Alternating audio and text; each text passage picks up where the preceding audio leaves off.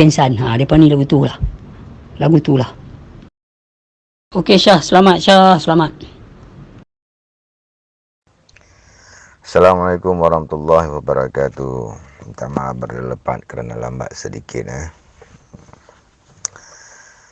Okey, untuk saya nak bercerita tentang mengenal diri, mengenal Allah ini, saya rasa tidaklah, sebab berada lepas ni pun dah puluhan tahun ke udara memberi keterangan perihal mengenal Allah kan.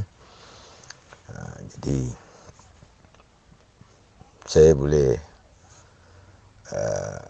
celah apa yang perlu saya celah. Cuma saya tertarik dari WhatsApp berada lepas tadi, ada seorang anak muda nak tukar agama kan, Kristian. Pada saya sangat kecewa kan, berlaku di dalam negara kita.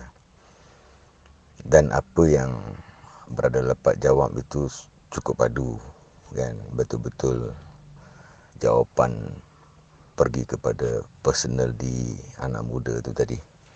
Kalau anak muda itu Tuhan beri petunjuk, nampak apa yang disampaikan oleh berada lepas. Mudah-mudahan anak muda ni tadi diberi tunjuk, diberi hidayah oleh Allah lah. Dan itu yang depan mata berada lepas. Di belakang mata entah berapa ramai lagi anak muda yang hilang keyakinan diri kan, kecewa, kecundang di dalam kehidupan di zaman sekarang. Hidup materialistik sekarang, hidup bersama dengan kebendaan, kemewahan kan. Jadi hari-hari manusia bergulumang dengan material lah kan. Jadi sebenarnya ini yang masalah di dalam negara kita, apabila material ini dibudayakan di dalam kehidupan sehari-hari kan. Jadi rakyat berlumba-lumba untuk mengejar harta benda, mengejar kemewahan, membina wawasan, membina matlamat yang akhirnya membinasakan diri. Dan betul berada lepas katakan bahawa awal-awal agama itu adalah mengenal diri, mengenal Allah kan. Awaluddin ma'rifatullah, awal-awal agama mengenal Allah. Yang ini terlebih dahulu sebelum kita nak mengalami melalui kehidupan di dunia ini. Sebab kalau diceritakan secara detail ni tadi tu, so berada lepas dah, dia lebih mahir lah menceritakan tentang itu kan. Sebab saya tak ada kemahiran untuk nak pergi betul-betul kepada personal mengenal Allah ni tadi kan. Jadi cukuplah berada lepas dah cerita, takkan saya pun nak mencerita lagi kan. Cuma kalau saya nak komen tentang negara kita ni, banyak saya boleh komen. Saya betul-betul kecewa kan. Kalau kita pergi ke skala luar diri kita ni tadi tu, penuh dengan undang-undang, penuh dengan hukum-hukum kan, penuh dengan jabatan-jabatan, pertubuhan, kementerian. Kita sebenarnya dikelilingi oleh ini semua di dalam kehidupan kita. Jadi kita betul-betul diikat dengan perkara ini kan. Jadi sebenarnya yang selalu berada lepas kata kita terikat dengan idea, konsep law and system kan, hidup kita kan. Tapi benda tu tak salah sebenarnya kan. Kalau betul-betul kita mengaji, mengenal diri, mengenal Allah kan, konsep idea law and system ni memang terbatal daripada diri kita sebenarnya. Sebab Kalau dah mengenali Allah, kita nak buat salah apa? Kita tak akan buat salah kalau betul-betul yang mengaji mengenal diri, mengenal Allah ini memang takkan kita melakukan kesalahan, takkan kita melakukan mungkar sebenarnya, dan tak terpakai pun konsep idea law and system sebenarnya. Jadi konsep idea law and system ni hanya sekadar membantu saja untuk di dalam pentadbiran, kalau di kampung, di dalam masyarakat, kalau di kampung, lepas tu di bandar, sampailah di negara, harus ada kan konsep idea law and system ni harus ada, sebab dia melibatkan ramai orang, dia melibatkan masyarakat kan. Cuma sayang apabila negara kita ini mereka ini berlandaskan kehidupan tu dengan konsep idea law and system. Jadi sedangkan mereka ini tidak, pertama-tamanya mereka tidak utamakan bahawa Allah nombor satu di dalam hidup, di dalam diri kita tadi itu, bahawa Allah itu adalah nombor satu kan. Jadi kalau kita pergi, orang yang mengaji mengenali Allah ini tadi itu, dia lebih menombor satukan Allah itu tadi kan. Jadi di dalam kehidupan dia itu tadi itu menombor satukan Allah itu tadi, yang kata Allah itu maha melihat, maha mendengar, maha mengetahui tadi kan. Kalau inilah mereka sedar, mereka ingat bahawa kehidupan diri mereka berada dalam dunia ini, sesungguhnya ada maha pencipta yang maha mendengar, maha melihat, maha mengetahui ni tadi itu, mereka mereka akan binasa. Mereka tidak akan melakukan kemungkaran, mereka tidak akan melakukan kesalahan. Sebab Nabi Muhammad, dia merumuskan 3 perkara, 3 hal ya.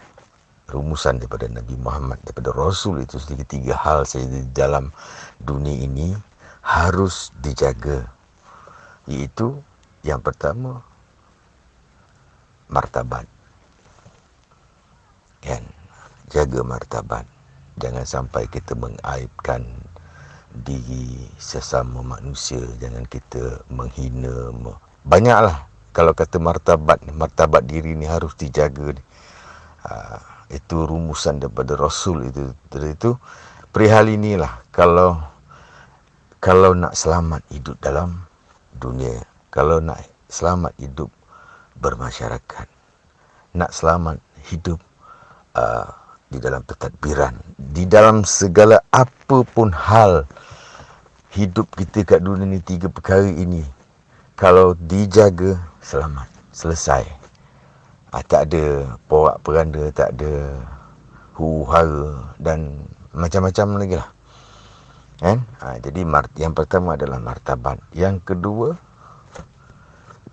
tak mencuri. Tak mencuri harta. Mencuri ni macam-macam. Macam-macam kalau kita nak halusi balik kan. Pertama adalah martabat, kedua tidak mencuri harta, dan ketiga jangan membunuh, tidak membunuh. 3 ini, apa yang berlaku di dalam dunia ini, 3 ini sajalah yang berlaku dalam dunia yang tak selesai-selesai lagi, yang mereka mencari yang berlaku dalam dunia. 3 perkara ini je sebenarnya. Kalau kita pandang, kita amati kan, 3 perkara ini daripada dulu sampai sekarang tak selesai-selesai, sebab mereka tak mengikut rumusan Rasul itu tadi, bahawa 3 ini yang harus jaga. Kalau ini tak dijaga, hancur. Dalam jabatan apa, kementerian apa, di dalam masyarakat ke, di dalam kehidupan pribadi seseorang itu pun, kalau tiga hal ini, kata orang ni, tak diambil tahu, tak diambil kira, kan? Dan dilanggar tiga hal ini, takkan selamat hidup. Benda simple benda ni, kan? Jadi benda ni, tiga hal ini daripada rumusan Rasul, kan? Benda tu mudah difaham, cuma untuk nak dihalusi lagi, untuk nak lebih fahamkan lagi, kan? Jadi sekarang ni yang berlaku di dalam negara kita ini, mereka-mereka ini tidak kembali sebenarnya. Dia harus kembali kepada jati diri, kembali kepada jiwa, kembali kepada mengenal diri. Ni. Jadi dia punya jawapan apa yang berlaku di dalam masyarakat kita, dalam negara ini, sebenarnya jawapan dia kat situ je. Kalau masing-masing sedar dan ingat bahawa jawapan untuk nak menyelesaikan masalah dalam hidup ini adalah kembali mengenali balik. Kembali mengenali semula. Mana bila kita kembali mengenal diri itu, tadi tu kita kembali ke fitrah, asal usul kita, daripada kita lahir tidak ada apa-apa. Jadi maka kita kena tanggalkan hijab-hijab, kena kikiskan hijab-hijab di kita. Nak kembali bukan satu perkara mudah, kan? Kalau ada hijab, kalau hijab tu tebal tu nak kena kikis. Kalau kata pakaian itu berlapis-lapis, nak kena tanggal satu-satu, sehingga kan kembali kita tu betul-betul kepada fitrah asal diri kita tadi tu, baru boleh berserah. Baru boleh berserah diri kita kepada Yang Maha Esa.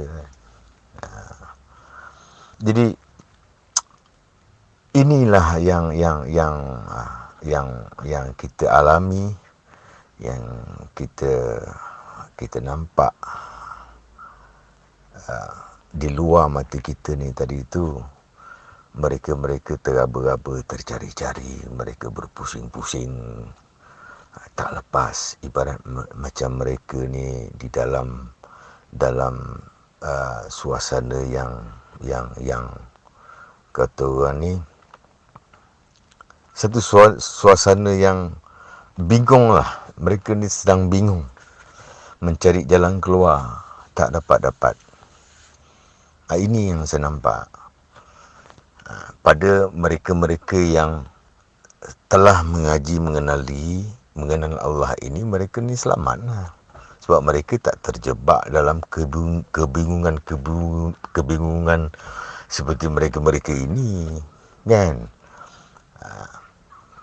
Jadi betapa pentingnya kita kembali itu, betapa pentingnya kita harus kembali.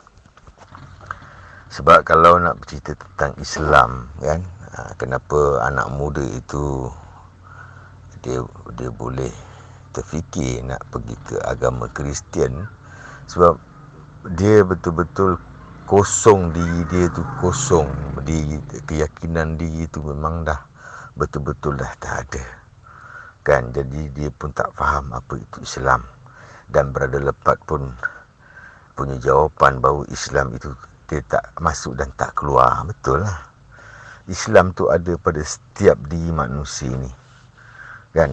Walaupun mereka tu berbangsa apa sekalipun, agama apa sekalipun, Islam ada di dalam diri mereka. Cuma mereka tahu tak tahu saja. Betul berada lepas tu, betul. Sebab berada lepas tu dah betul-betul dia menjurus kepada betul-betul personal untuk kita nak memahami sebenarnya.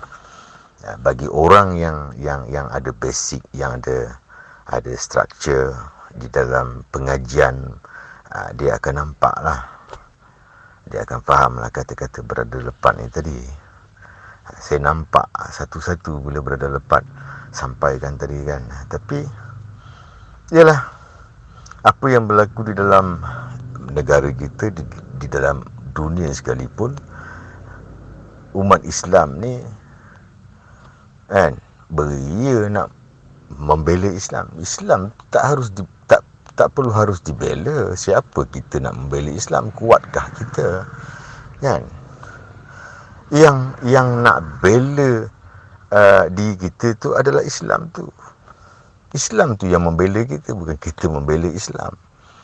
Tapi dah terbalik sekarang ni punya mentaliti, oleh kerana mereka ini tidak mengenal diri ni tadi, mereka tak nampak.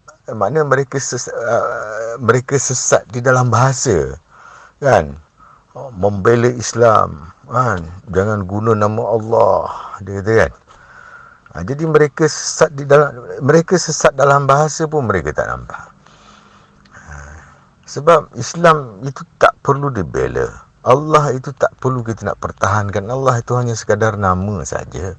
Tapi apa yang berlaku di dalam masyarakat umat Islam satu dunia ni tadi itu, itulah kan, mempertahankan nama. Dia bukan nak mempertahankan diri, bukan mempertahankan kata orang ni yalah, mempertahankan diri itu tadi kan. Makna Tuan punya nama ni tadi. Jadi apa ada pada nama. Jadi oleh kerana negara Malaysia ini hanya Islam pada nama, maka yang terjadi sekarang ni inilah yang berlaku kan. Yang berlaku, yang keluar agama, yang salah dibetulkan, betul disalahkan. Ini yang terjadi di dalam negara kita ni kan. Jadi benda yang betul disalah, salah dibetul, dan mereka tak boleh nak mengenal mana itu baik, mana itu buruk dah, mana itu betul, mana itu salah. Mereka dah tak kenal lah. Mereka dah campur adukkan menjadi satu peradaban hidup pribadi mereka ni tadi tu. Beginilah sebenarnya dalam hidup kan. Tak apa janji kita Islam sudah kan, mak ayah kita Islam, kita pun Islam. Walaupun kita melakukan apa saja sekalipun kan, masih tetap Islam. Ini mentaliti yang ada di dalam masyarakat kita kan. Mentaliti ni telah puluhan tahun dibina kan. Jadi nak buat macam mana? Ini yang dikatakan pemikiran jumud yang tadi. Kita nak pecahkan pemikiran jumud ini tadi itu bukan satu perkara mudah. Dah terlalu jumud mentaliti rakyat kita ni tadi kan. Sehingga tak boleh nampak dah mana yang hak, mana yang batil, mana baik, mana salah. Betul. Jadi sayangnya kat sinilah yang selalu didendangkan oleh Brother Lepat puluhan tahun itu kenallah diri atas tujuan inilah, supaya kita kenal mana baik, mana buruk, kita kenal mana hak, mana batil kan. Mana kita kenal mana syurga, mana neraka, mana tenang, mana sengsara kan.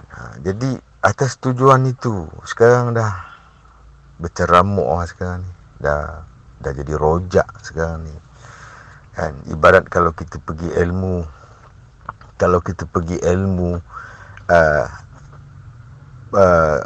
ilmu menyucikan, kita sekarang bergulumang di air mutanajis. Sekarang ni kita bergulumang di air mutanajis. Kalau kita nak betul-betul air mutlak dah tak ada dalam negara kita dah. Kan? Sebab mereka pun tak tahu, tak kenal apa itu air mutlak. Kan? Dah bercampur dah sekarang ni.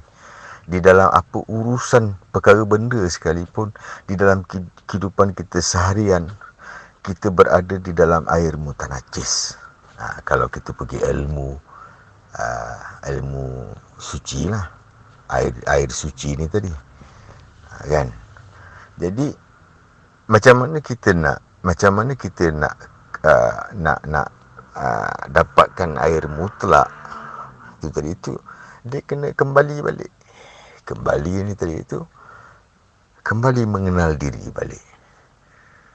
Baru dia punya step dia kena begitu. Selagi tak kembali mengenal diri, selagi tu kamu tidak akan tahu akan jati diri, kamu tidak akan tahu asal usul diri kamu, dan kamu tidak akan kenal Maha Pencipta.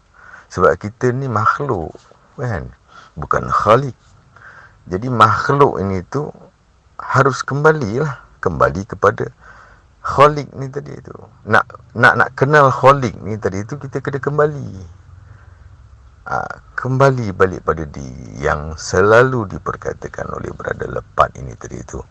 Tapi alhamdulillah lah, Brother Lepat ni secara tak langsung dia membantu, kan? Mewakili kepada golongan-golongan makrifat ini tadi itu. Dia adalah salah seorang yang berani ke depan. Dia berani ke depan menceritakan tentang perihal mengenal Allah di dalam medsos, dan dalam medsos. Jadi pada saya, keberadaan Brother Lepat ini duduknya pada dalam baik ada buruk, dalam buruk ada baik lah, kan? Jadi baiknya Brother Lepat ini tadi itu, dia menyebar, dia menyampaikan, dia membuka akal fikir semua rakyat Malaysia, kan? Baik apa usia, peringkat usia, baik apa bangsa sekalipun, dia membuka akal fikir sebenarnya. Itu baik dia. Buruk dia tadi itu, inilah dia dah kena fitnah macam-macam. Itu buruk dia lah, kan? Salah satu macam-macam fitnah yang dilemparkan kepada Brother Lepat. Buruk ni tadi itu bahawa dia kepada orang-orang, golongan-golongan orang mengaji makrifat yang secara manual dahulu kala, bahawa hanya perlu sembunyi-sembunyi saja cerita-cerita ini, kan? Bila Brother Lepat open di dalam medsos ini kategori pada mereka ni tadi itu, step salah lah, itu buruk dia lah, kan? Jadi dalam buruk ada baik, dalam baik ada buruk. Jadi kalau diri saya secara peribadi, saya tak duduk statik. Saya harus mengenal baik, saya harus mengenal buruk. Dan di dalam baik ada buruk, di dalam buruk ada baik. Jadi kita nak kena open sampai sejauh itulah, kan? Kalau tak, nanti kita pula yang duduk sebagai seorang penghukum, kan? Sebab tu baik Brother Lepat, baik siapa pun di dalam medsos menceritakan tentang pengajian ilmu mengenal diri sekalipun, saya tidak duduk di dalam hukum. Saya bukan orang yang bukan orang yang dari golongan penghukum, kan? Jadi saya pun orang yang mengaji, dan banyak yang saya dapat juga daripada keterangan Brother Lepat ini tadi, banyak saya dapat. Salah satu banyaklah selain daripada Brother Lepat, ramai lagi lah. Bila saya tengok semua, saya pun belajar, kan? Maklumlah zaman sekarang belajar pun semua melalui medsos, kan? Tu nak secara manual ini masa tu tak ada, kan? Jadi dengan adanya medsos ini tadi tu, sekurang-kurangnya kita boleh ulang-ulang dengar. Ulang-ulang dengar kan. Kalau dulu zaman manual dulu, ini kalau kita bermuskarah, besok belum tentu cerita yang sama kan. Kebaikan teknologi ini yang ada masa sekarang ni cukup baik. Allah hantar tu dah cukup baik. Macam mana kita guna manfaatkan sajalah. Benda tu. Sebab benda tu semua alat saja. Jadi dunia yang di luar kita, di alam semesta yang terpisah di dalam diri kita, ini semua alat sahaja. Jangan kita diperalatkan oleh alat-alat ini. Jadi apa yang terjadi dalam negara kita, majoriti semua diperalatkan oleh alat. Bukan mereka jadikan bahawa alat ini untuk manfaat, untuk tujuan memberi manfaat, untuk tujuan memberi kebaikan, untuk tujuan yang baiklah, senang cerita kan. Jadi sebenarnya tak ada apa sebenarnya. Sebenarnya tak ada apa. Kan?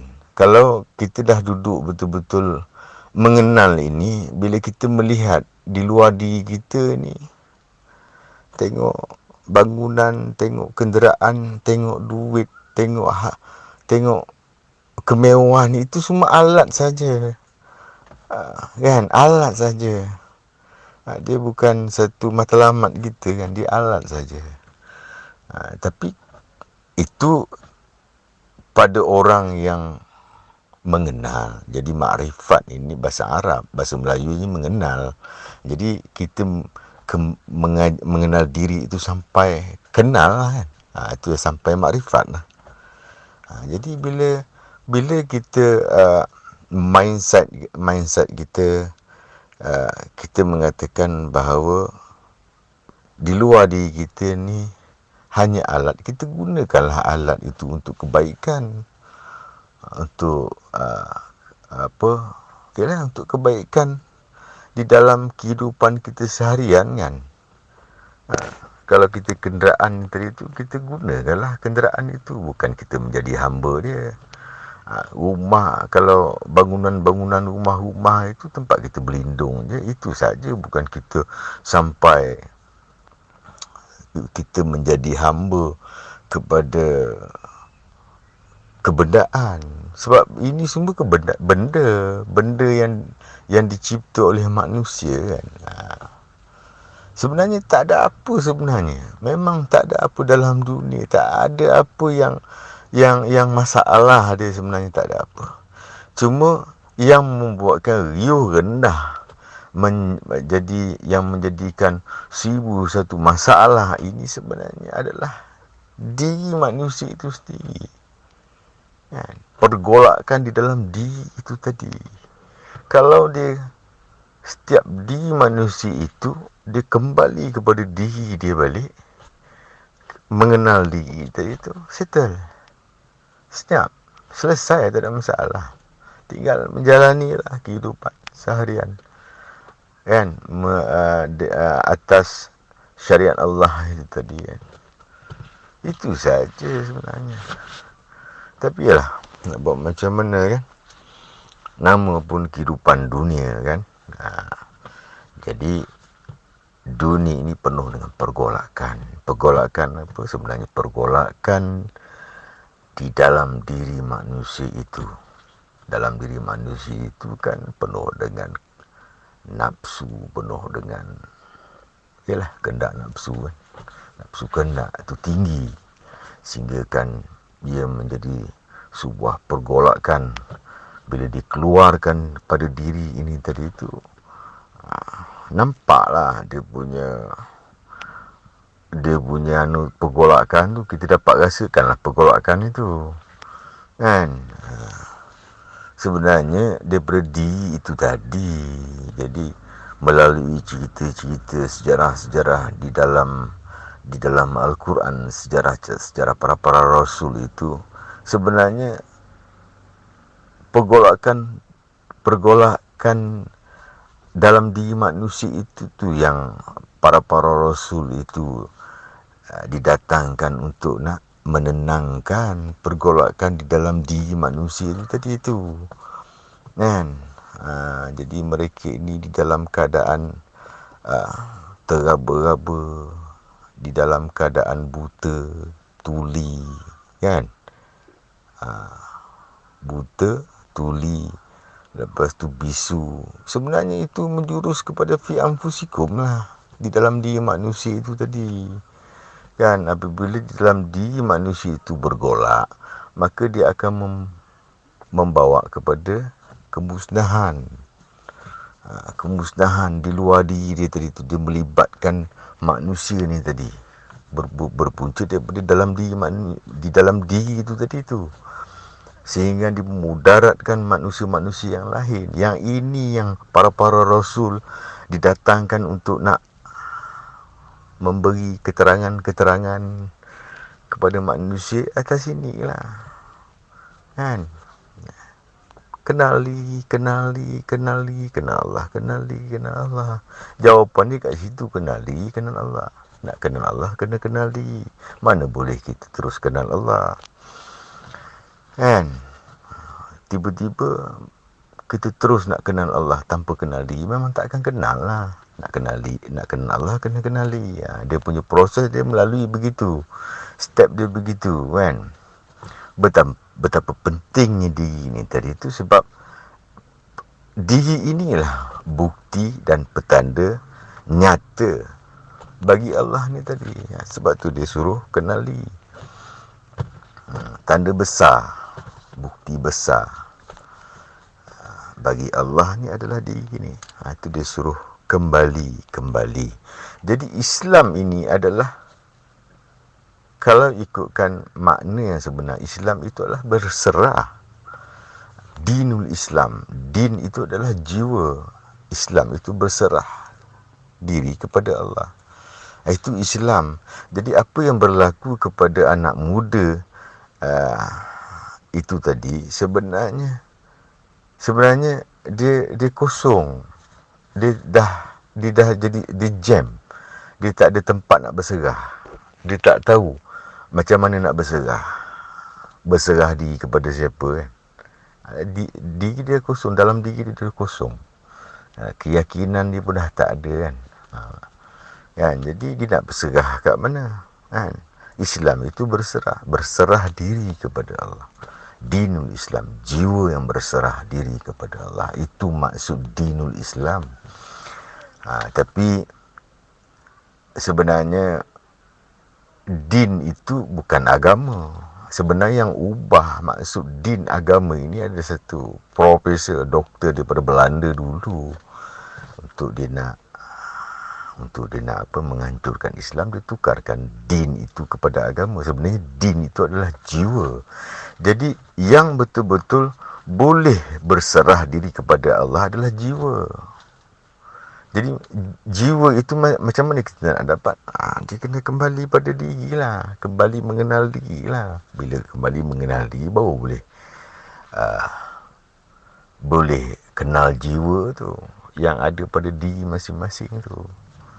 Jiwa itu yang berserah. Lebih kurang begitulah. Saya pun taklah berapa expert sangat untuk nak lebih ke dalam lagi kan. Sebab berada lepas ni dia ada dia ada formula dia macam mana dia boleh step by step terus ke dalam kan. Jadi saya tak ada kemahiran kat situ kan. Jadi cukuplah dengan saya katakan bahawa dinul Islam itu adalah jiwa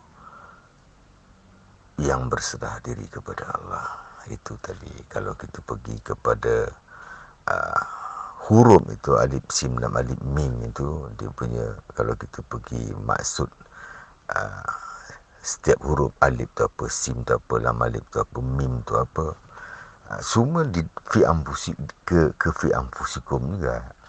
Tak lari kat situ. Yang berada lepat kata setiap di Islam tu ada di pada setiap diri manusia. walaupun dia tu bangsa apa, agama apa sekalipun, Islam tu ada. Ini kalau kita pergi kepada alif sim lam alif mim ni, iaitu Allah, selamat, Adam, Muhammad, kan?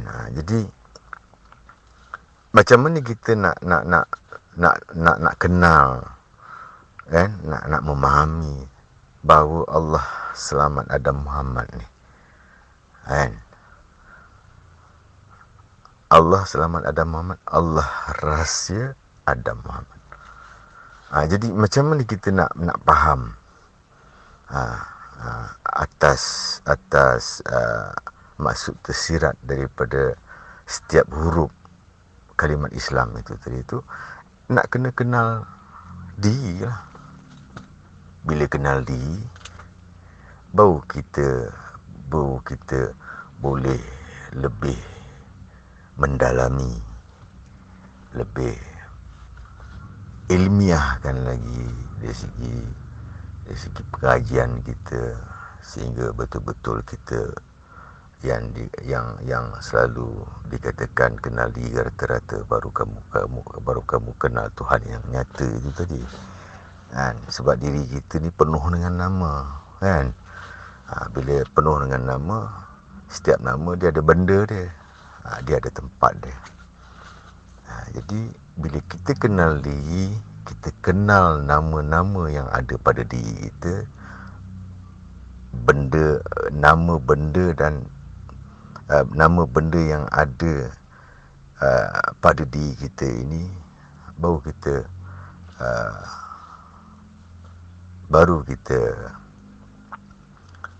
barulah kata orang ni benar-benar kita mengenal diri rata-rata. Macam itulah, kurang lebih macam itulah. Sebab setiap nama berbenda, setiap benda bertempat. Jadi bila kita mengenal diri ni tadi tu, penuh dengan nama, penuh dengan bendanya dan tempat, dan ada tempatnya. Macam itulah, kurang lebih lah, kan? Saya boleh bagi secara umum macam itulah. Jadi itulah, nak buat macam mana, kan? Sekurang-kurangnya pada saya, berada lepat itu yang selalu merujuk kepada berada lepat itu tadi itu, oleh kerana berada lepat ini memang popular di medsos. Jadi logik lah, jadi orang datang, jadi yang berbagai peringkat ini bertanya pada dia. Tapi salah satu contoh yang tadi anak muda tadi itu, apabila berada lepat tu jawab, pada saya dah padu dah tu, kan? Sesuai lah dia punya usia berada lepat di dalam medsos itu dah puluhan tahun, kan? Makna dah macam-macam kerana berada lepat dah berdepan, kan? Dengan 1001 persoalan, seolah macam tu lah, kan? Jadi, dan sehinggakan berada lepat menjawab itu tak melerit, pendek tapi padat. Jadi kat situ yang saya tertarik tadi. Dan apa pun tak apalah, berada lepat, sama-samalah kita yalah, pada saya, macam saya ini tak ada asbab untuk saya nak memperjuangkan,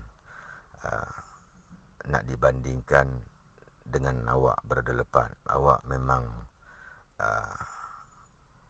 asbab awak tu memang kuat, sebab bermula daripada tahun 97, kan? Asbab awak tu, awak punya asbab tu kuat sehingga sampai sekarang. Asbab awak tu, awak konsisten, kan?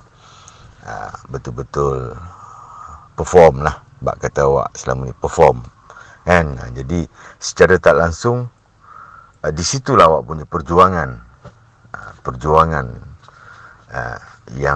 yang mengatakan bahawa betapa pentingnya seseorang manusia itu mengenal diri terlebih dahulu, kan? Mengenal diri, mengenal Allah, itu tadi tu. Sebab itu adalah kalau pergi kepada silibus paling asas, kan, dia tak, betul lah tu, paling asas, paling basic, kan. Betul, amat betul, saya setuju. Jadi sekurang-kurangnya tadi itu, dengan asbab yang kuat awak ni tadi itu, daripada secara asbab perjuangan peribadi awak, kan, awak membawa sehingga sekarang ini tu dia memberi aura kepada yang ramai, kan. Jadi yang ramai tadi tu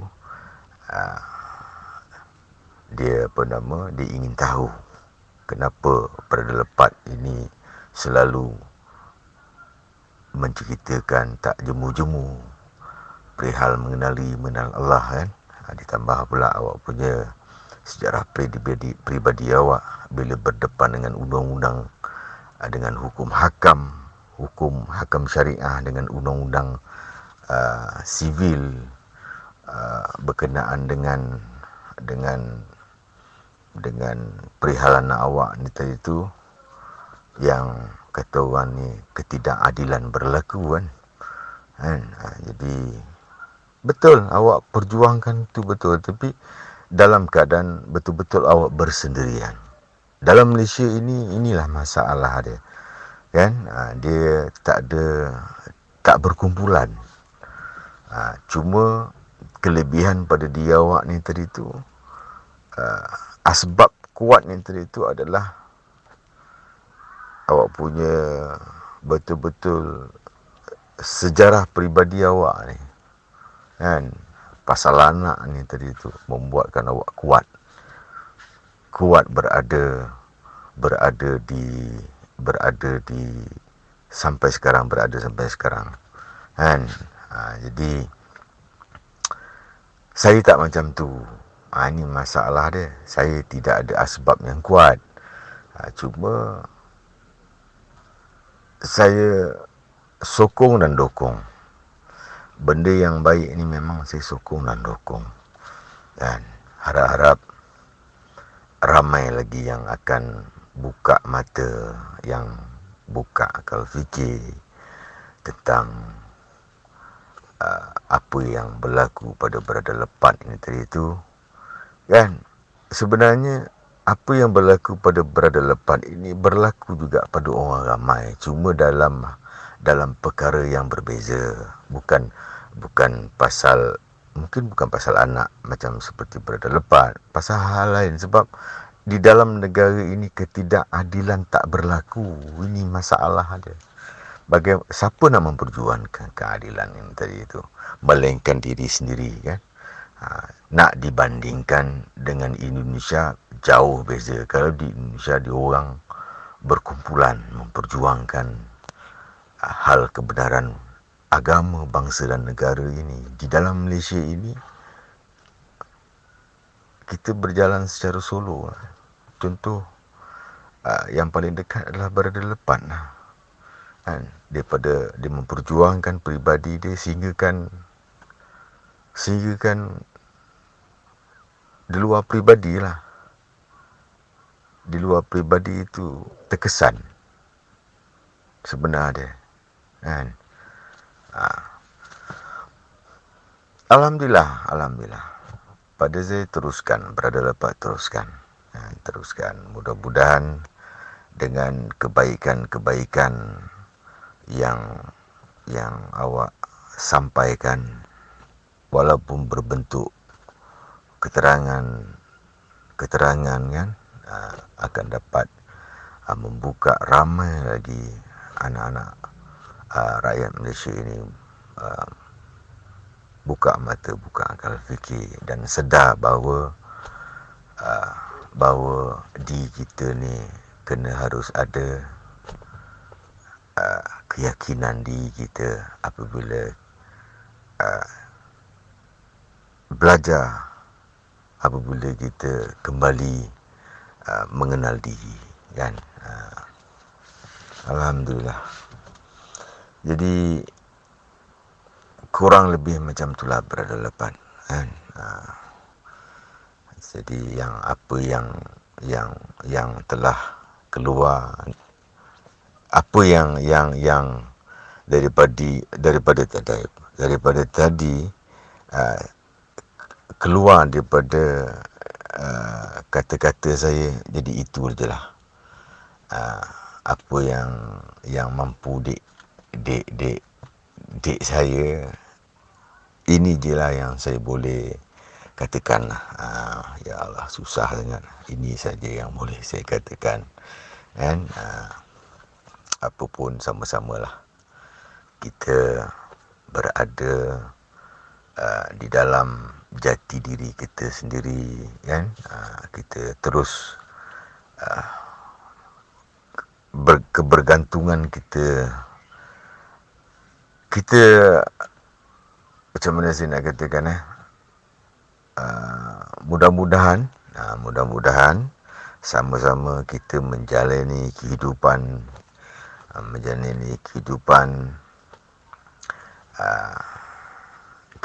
di dunia ini dengan kemarifatan kita, kan.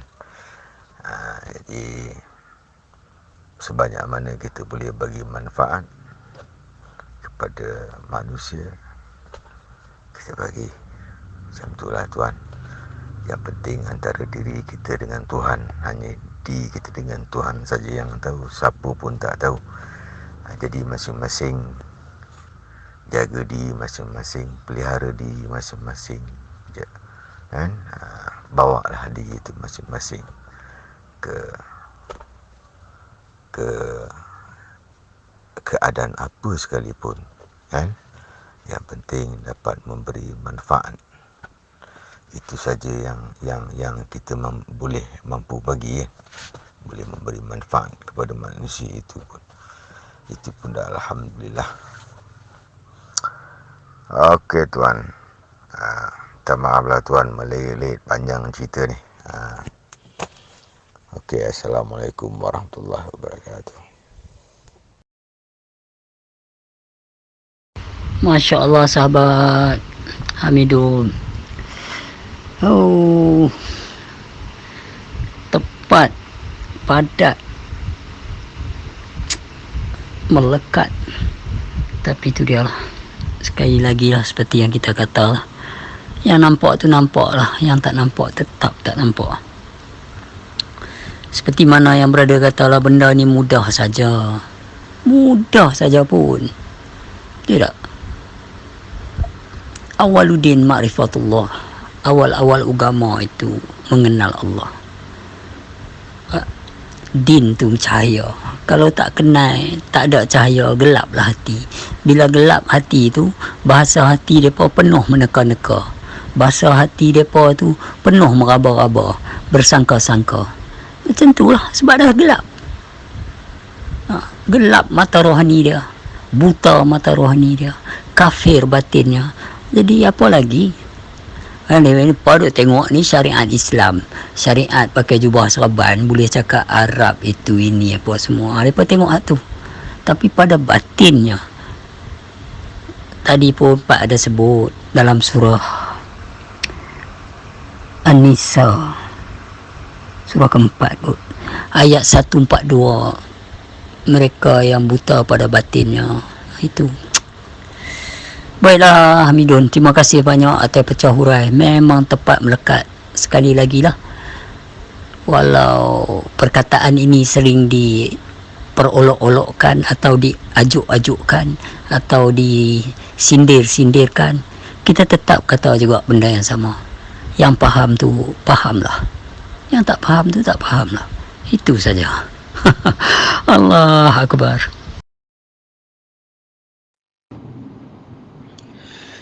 Tak tenggelam punca lah sahabat kita ni seorang.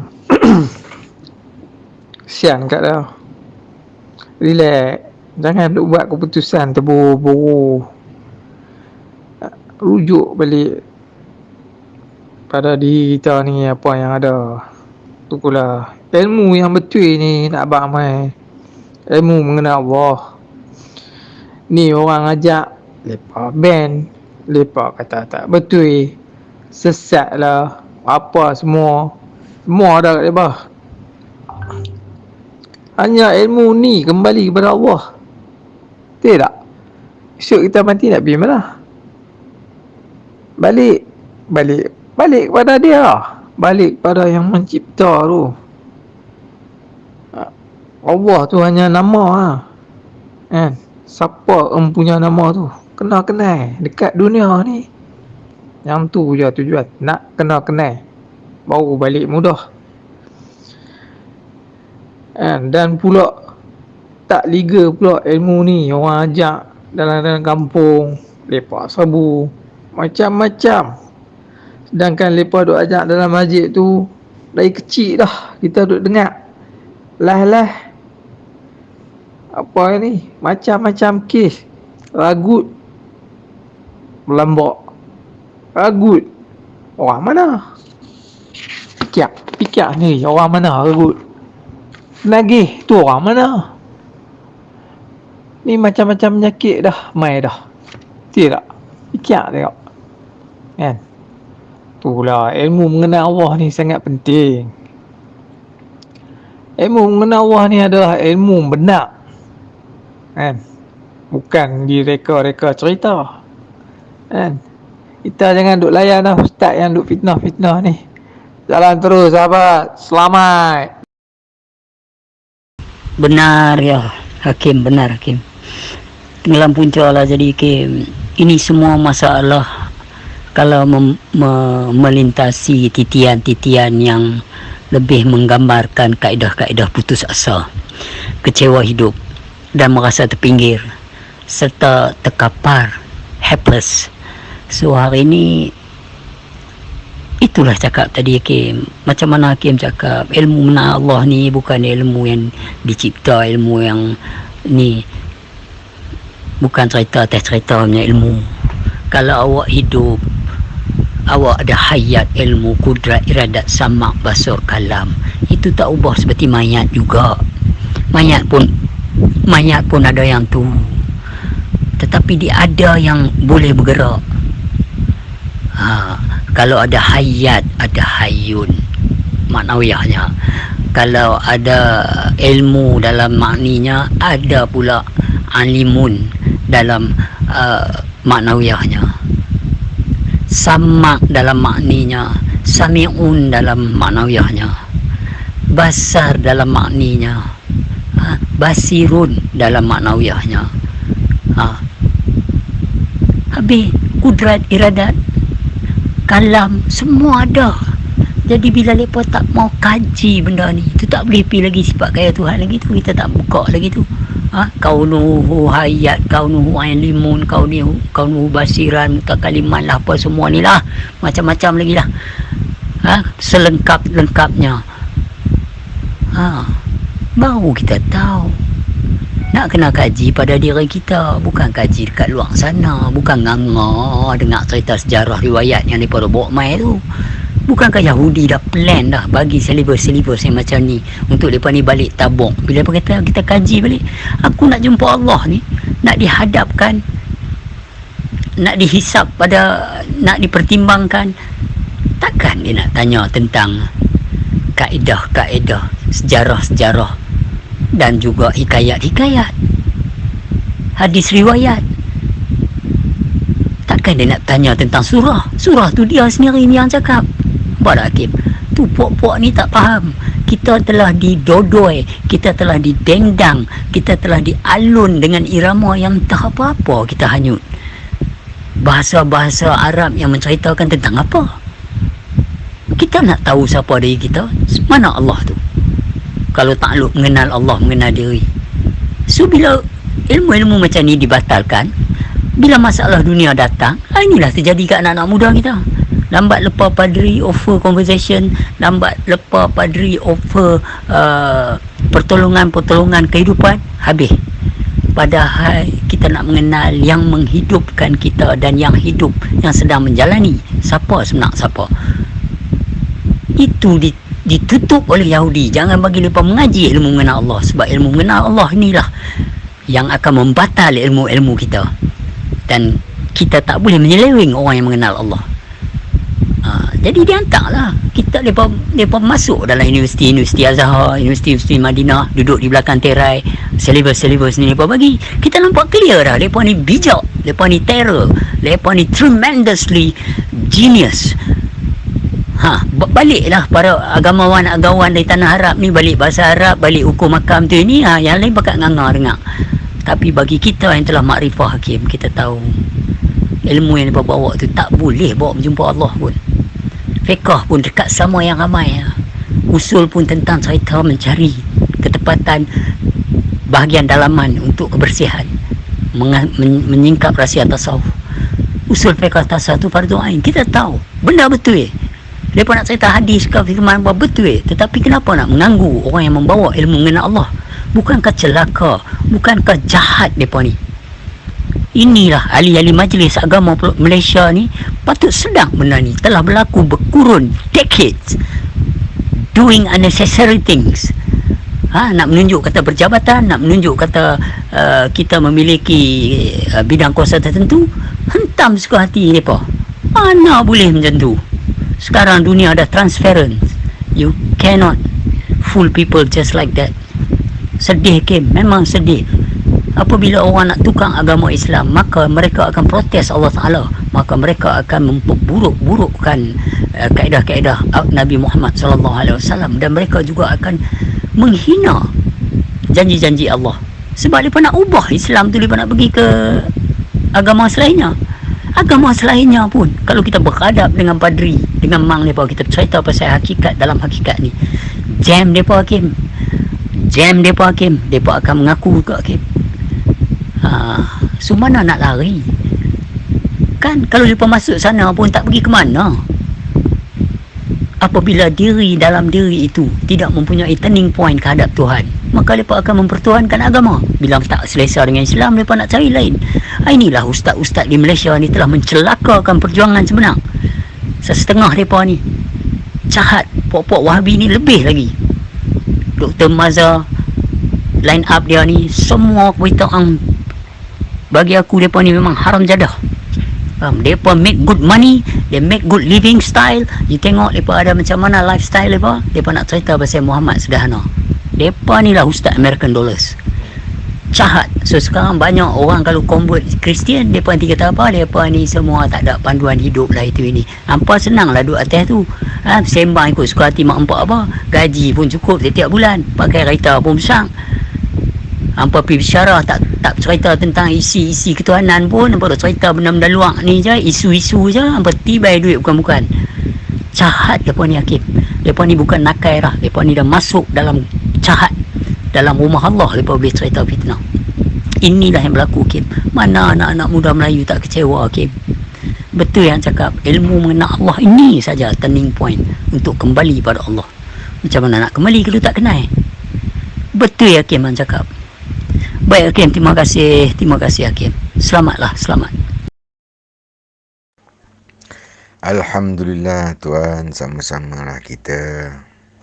Saya pun letak diri saya tetap masih belajar lagi. Alhamdulillah. Tu dah dapat satu ilmu. Tadi kan jiwa itu adalah din itu adalah jiwa. Kan ni awak balas, awak kembangkan lagi bahawa din itu adalah cahaya. Allahu Akbar. Yang ini kita mahu kan, saling bagi, give and take. Itu. InsyaAllah Tuhan, selamat. Sama-sama lah kita selamat, insyaAllah. Jalan terus. Baik sahabat, di kesudahannya itulah, setuju atau tidak, take it or leave it, kita tetap kita lah. Apa lagi, satu dan tersendiri. Jalan terus.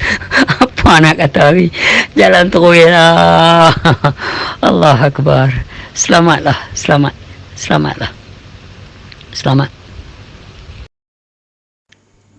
Ya, betul Tuan, tepat sekali. Satu dan tersendiri. Inilah yang harus setiap orang temui.